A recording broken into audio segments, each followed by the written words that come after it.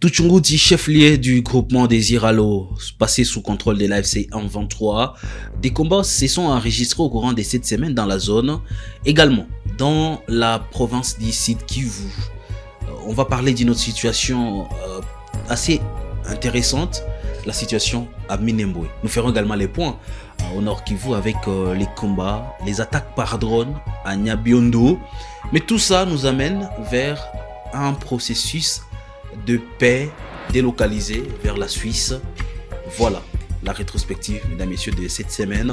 J'espère Hangui, bonjour et bienvenue. Bonjour Blaise, merci beaucoup et bonjour à tous ceux qui nous de partout à travers le monde. Nous allons analyser les faits dans cette émission. Nous allons parler d'abord des combats qui continuent jusqu'à aujourd'hui. Ça ne s'arrête pas. Oui, les combats se poursuivent sur trois axes. Au sud Kivu à Minembwe, au nord Kivu à Nyabiondo, Kinyumba dans le territoire de Masisi, et sur l'axe de Calais, c'est encore au sud Kivu que les combats se sont intensifiés sur ce côté-là, entre Wazalendo et les combattants de l'F-123. Ces derniers ont pris le centre des Iralo, mais les combats se sont poursuivis à Moutale et à d'autres villages où le Wazalendo continue à faire des contre-attaques parce qu'ils coalisent avec les forces armées de la RDC. Et jusqu'à présent, les combats se poursuivent dans le territoire de Calais. Et en même temps, à Kinyumba, jusqu'à près de Lukweti, Nyabiondo, il y avait des combats cette semaine. L'artillerie lourde des FARDC était en jeu et même des drones d'attaque et des combats ont pu bombarder Kinyumba, comme vous le savez, depuis plusieurs mois.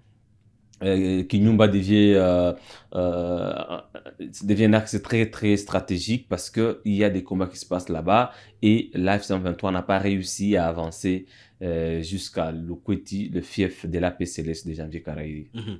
Des combats dans les Massissi, ça fait rage. Il y a eu un déplacement des populations. L'on parle de 38 500 habitants qui ont fui. Ils vont vers le territoire de Walikale.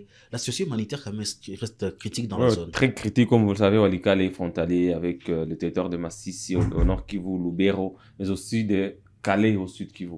Maintenant, ces combats qui se passent dans le groupement des Iralo ont causé beaucoup de déplacements de la population. Et la voie qui s'est montrée ouverte à ces populations, c'est celle de Walikale.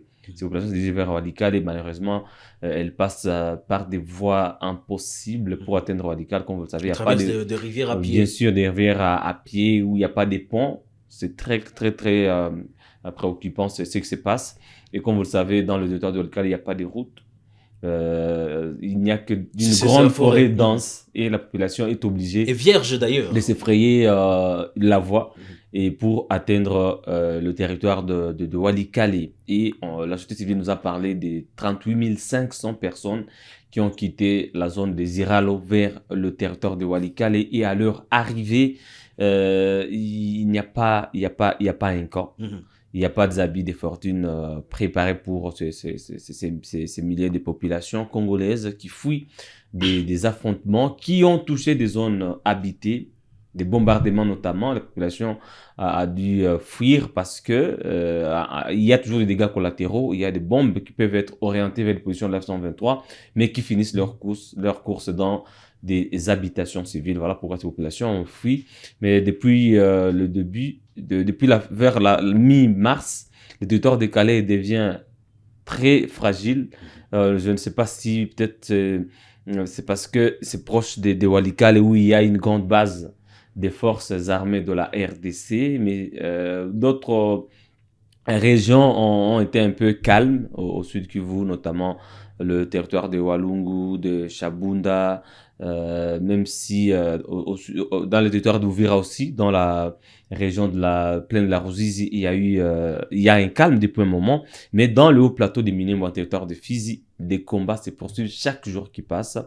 L'armée utilise toujours ses avions de chasse jusqu'à Mikenge où l'armée se trouve en ce moment, mais n'a pas encore réussi à atteindre Minembwe centre jusqu'à ce moment. Alors, est-ce qu'on se rend compte que les combats se dirigent vers le sud? On va retourner à une situation où Walikale sera encerclé, comme c'était le cas à Goma. Bon, je ne dirais pas que Walikale est encerclé parce que Si du sur... côté nord, hmm, Biondo, il y a des combats, et ça veut dire qu'il y a des éléments du 1-23 de ces côtés. Du côté Luke et Mahanga, il y a le 1-23. Du hmm. côté, on descend vers du côté sud pour parler des Iralo. Est-ce qu'on ne va pas se retourner à une situation où Walikale sera encerclé à un moment? Oui, oui, Walikale est fragile là, en ce moment parce que, comme vous le dites, sur l'axe de Massissi, le M23 n'est pas seulement à Nyabiondo, le M23 est jusqu'à Kibati, traverser même Kachebere dans le groupement de Luberique. Mais après Kibati, il y a des forces armées de la RDC avec les Wazalendo. Côté de Walo Ayungu, jusqu'à Bouimba, il y a des éléments de l'F-123 qui peuvent avancer, arriver jusqu'à Mikweti et atteindre Walikale. Mais déjà, il faut dire que l'F-123 est présent. Les éléments de l'F-123 sont présents dans le territoire de Walikale, notamment dans le groupement de Luberique, le groupement de Walo Ayungu, et près des Pinga aussi, il y a toujours des éléments de l'F-123, même si ils n'ont pas réussi à se rapprocher encore de Walikale Centre, comme c'était le cas en début 2025. Mais il faut dire quand même que le centre de Walikale reste la cible peut-être de ces combats, mais jusque-là, il y a des éléments de l'F-123 dans le territoire de Walikale. Peut-être à travers l'axe des Kalehe, ça peut être facile d'avancer vers Walikale Centre parce que déjà de l'axe Kachebere, il n'y a pas un mouvement depuis plusieurs mois. On ne sent pas une avancée de l'F-123 jusqu'à Kibua. L'F-123 n'a pas réussi à atteindre Kibua. Les éléments sont bloqués à Kibati, d'où ils subissent aussi des attaques de temps en temps. Il y a des assauts de Wazalendo qui peut-être qui vont encore se retrancher, mais qui tentent de prendre le contrôle de Kibua, de Kibati Centre en vain. Et je pense peut-être c'est l'axe des Iralo qui devient peut-être un chemin facile, mais je ne dirais pas aussi, je ne confirmerai pas cela parce que ce sont les Wazalendo qui mènent des attaques. C'est l'armée congolaise qui mène des bombardements. L'M23 attend qu'on attaque pour que...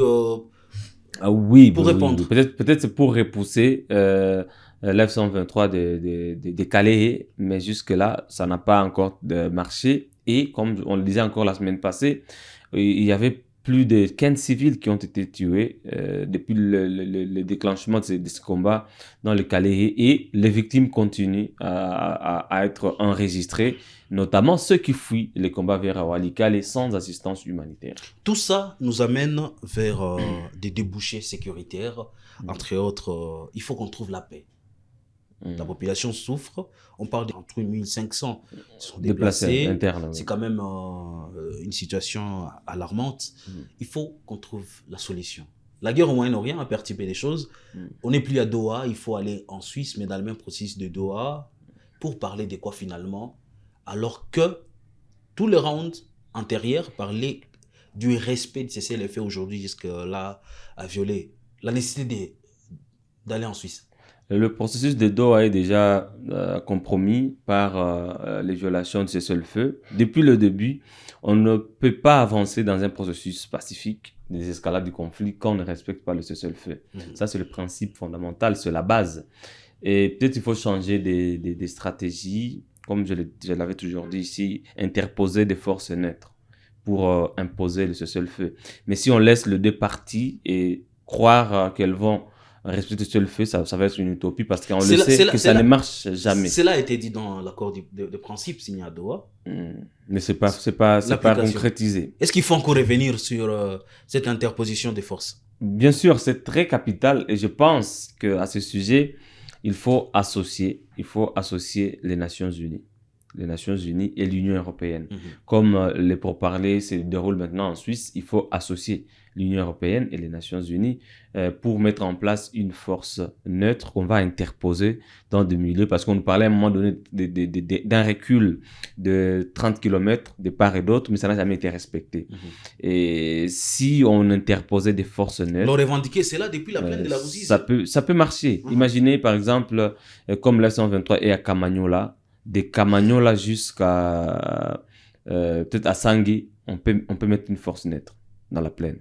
Donc à Sangui, il y a les éléments des forces armées de la RDC, et à Kamanyola, il y a les éléments par exemple de l'F-123. On interpose cette force neutre.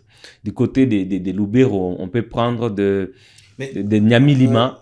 on va préciser dans cette zone de la plaine, la dernière position du M23, la zone neutre, se situe à Kiliba. C'est vers la porte de... Mais est-ce qu'il y a une zone neutre? C'est ça le problème. Il n'y a pas de zone neutre. Mais il faut imposer cette force. Oui, chaque force veut avancer, chaque force veut gagner davantage du terrain et ça fait toujours défaut. Une autre chose, les Ouazalendo ne jurent que par la récupération de toutes les zones occupées par l'AFC M23. Et cela, c'est sans état d'âme. Donc, les Ouazalendo, eux, se disent qu'ils ne sont pas concernés par le processus de Doha ni de Washington et tout ce qu'ils veulent, c'est récupérer. Mais quand on va interposer cette force neutre-là, elle peut s'imposer. Et les Ouazalendo peuvent garder leur camp. Leur camp. Et l'AFC M23 garde son camp. Et ça peut aider. Dans le Loubert, on peut faire la même chose. Hein. Comme l'AFC M23 peut-être est jusqu'à Kirumba, QPC récemment. On peut faire par exemple de Nyamidima jusqu'à Kirumba, c'est une force neutre. Ou jusqu'à QPC. D'un côté Masisi ou Alikale, on peut, comme l'AFC M23 est jusqu'à Kibati, on peut prendre à partir des Nyabiondo. L'AFC M23, c'est limité à Nyabiondo. Et des Nyabiondo jusqu'à Kiboua, par exemple, zone neutre, à partir de Kiboua jusqu'à Alikale, les centres, forces armées de la RDC. Ça peut aider à faire respecter ce seul fait. Mais si on continue à marcher avec des discours, accusation en accusation, on va perdre beaucoup de temps et ça ne va jamais marcher. Parce que la suite du processus tient d'abord au respect strict du cessez-le-feu. En tout cas, si on ne respecte pas le cessez-le-feu, tout ce qu'on va aller discuter là, ça ne sera que des théories vaines et qui n'auront pas d'impact significatif sur le terrain. L'on parle également de plusieurs mécanismes qui ont été signés. La question d'un internaute, d'ailleurs, que j'ai vu sur l'une de nos vidéos, qui disait, est-ce qu'on va commencer par faire l'évaluation de tout ce qui a été signé avant d'avancer? Est-ce qu'on va laisser passer tout ce qu'on a écrit pour avancer sur une autre voie? Faisons une analyse. Déjà, on va dire qu'il n'y a pas de base déjà solide. Depuis le début de ce processus, il n'y a pas de base solide parce que le cessez-le-feu n'a jamais été respecté.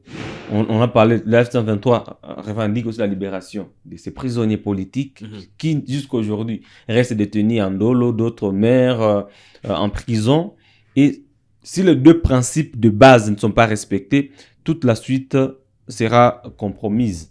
Je pense aujourd'hui, en associant, comme je le recommande, l'Union européenne et les Nations unies, on peut d'abord commencer par imposer le cessez-le-feu. Recommencer à zéro ou repartir sur des principes précédents, je pense que tout va dépendre du contexte. Le contexte actuel, surtout l'ONU et l'Union européenne mettent l'accent d'abord sur le respect du droit international humanitaire, la protection des civils et l'aide aux déplacés. Ça, c'est le principe des bases.